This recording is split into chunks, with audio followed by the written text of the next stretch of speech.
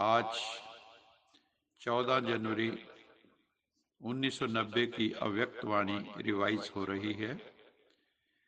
आज की अव्यक्त वाणी का सार है, आज भगवान शिव ने आध्यात्मिक पुरुषार्थ की तीव्र गति में कमी के दो मुख्य कारण बताए हैं। तीव्र पुरुषार्थी अर्थात फर्स्ट डिवीजन वाले और पुरुषार्थी अर्थात सेकंड डिवीजन में पास होने वाले। फर्स्ट डिवीजन वाले और सेकंड डिवीजन वाले में जो पास होते हैं उनकी गति में क्या अंतर है, क्यों अंतर है, इसके लिए बाबा ने दो कारण विशेष रूप से बताए। एक संकल्प की शक्ति और एक वाणी की शक्ति, उसकी व्याख्या इस मुरली में है।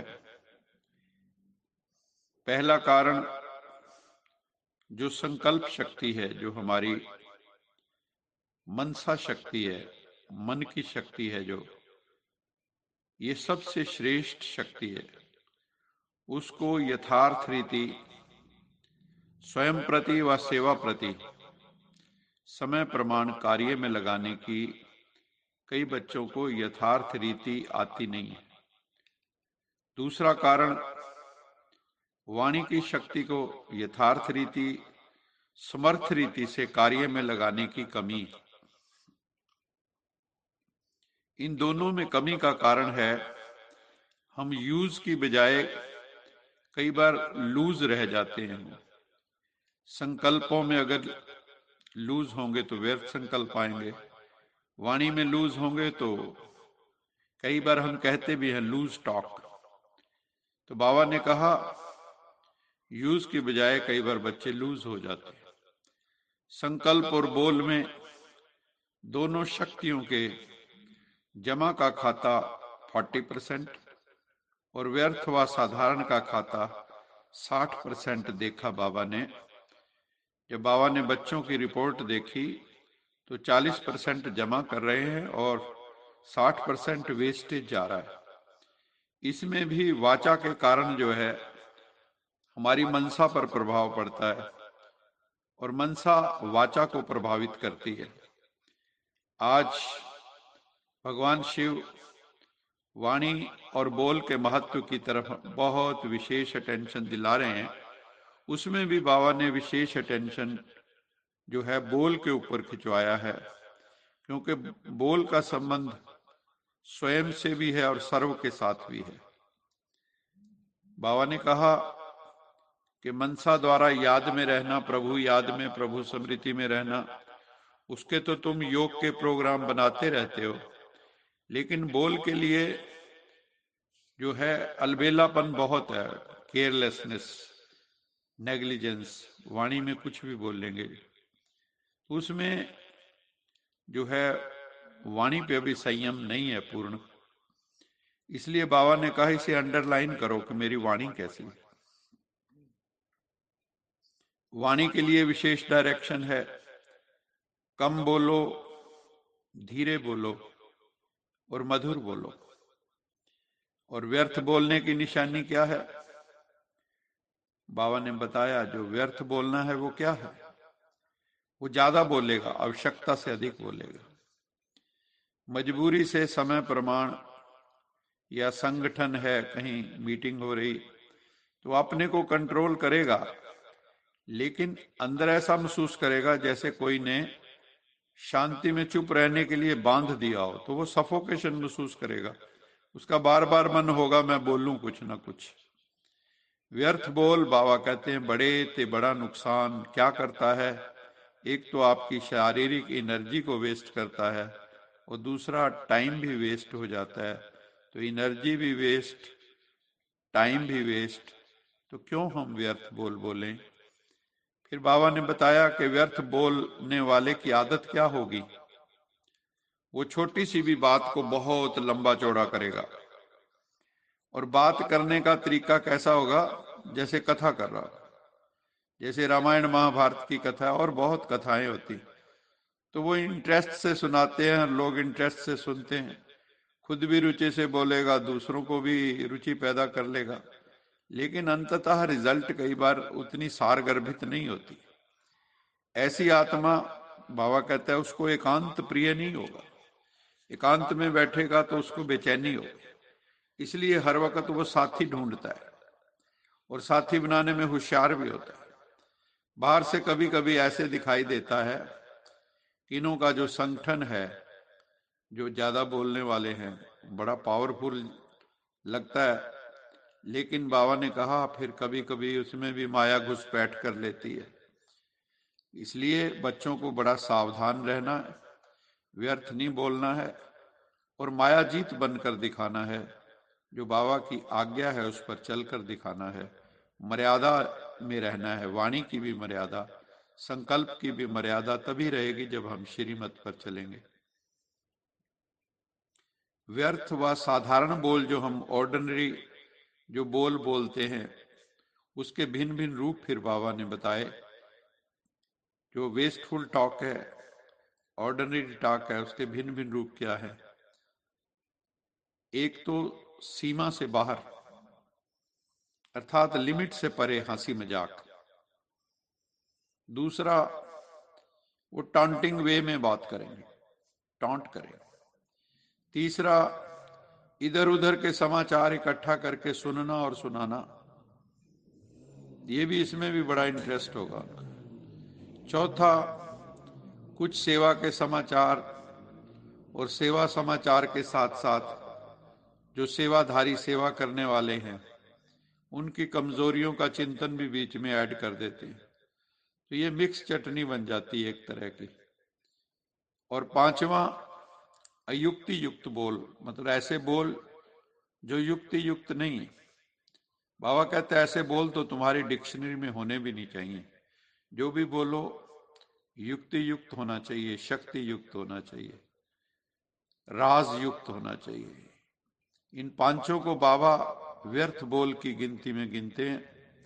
रमणीकता का गुण तो अच्छा है, ह्यूमर, सेंस ऑफ ह्यूमर होना अच्छा है, लेकिन व्यक्ति भी देखना है उस वक्त कौन सामने, समय कैसा है, संगठन स्थान कैसा है, वायुमंडल के प्रमाण रमणीकता अच्छी लगती है।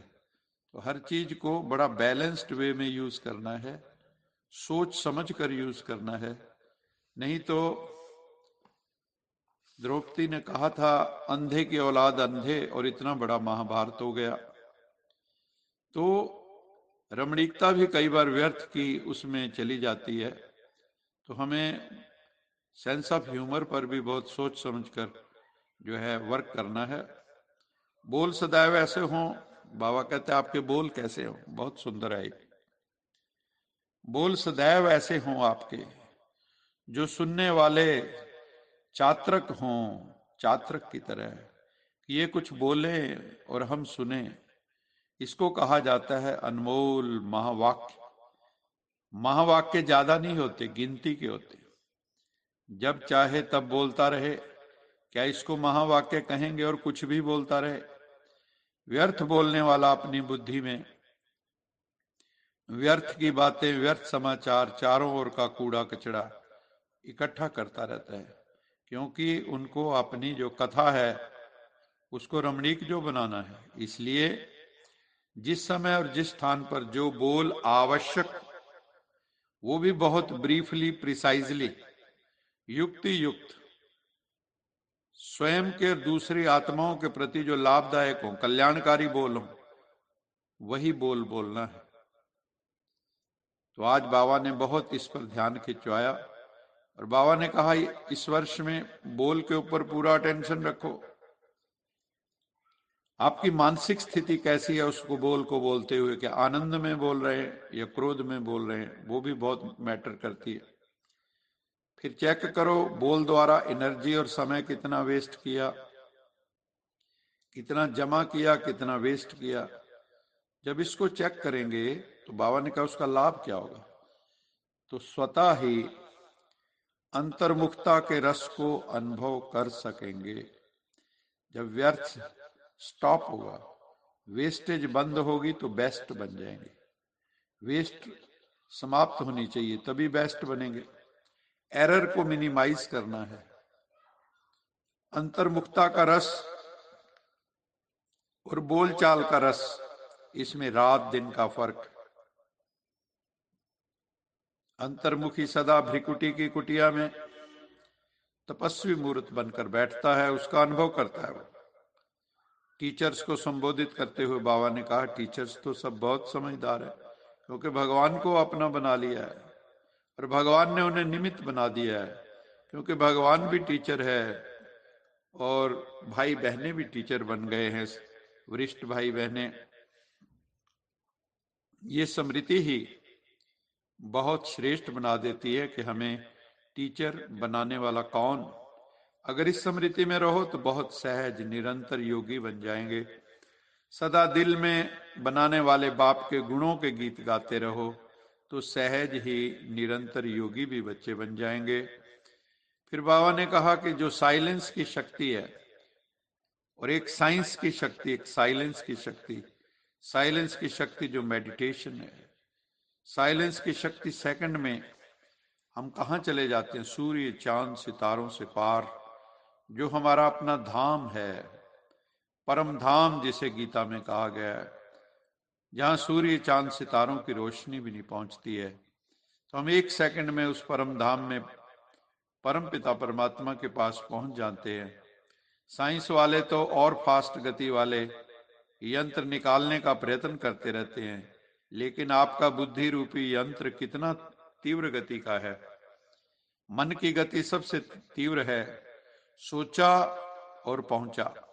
आप एक सेकंड में मन की आंख से कहीं भी पहुंच जाते हैं। ऐसा यंत्र साइंस में है जो इतना दूर बिना खर्च के पहुंच जाए।